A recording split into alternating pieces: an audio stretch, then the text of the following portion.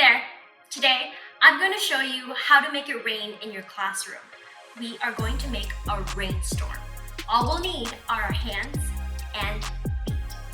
Now, I do this brain break activity when we come across a piece of literature that has to do with weather, in particular, rain. Because rain can hold a range of meanings. It can symbolize cleansing, it can mirror a character's internal conflict, and that release of emotions. So what you'll need to do is break up your class into 3 sections.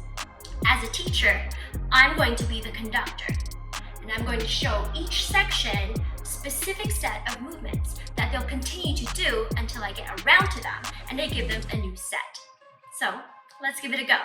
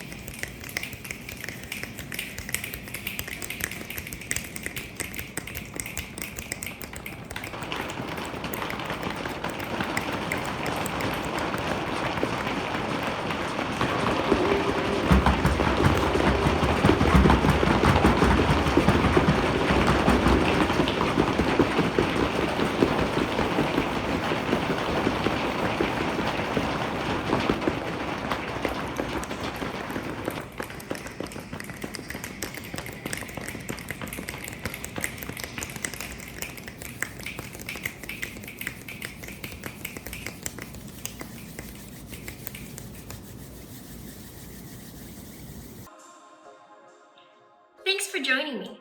I hope that you'll try this brain break with your students. Peace.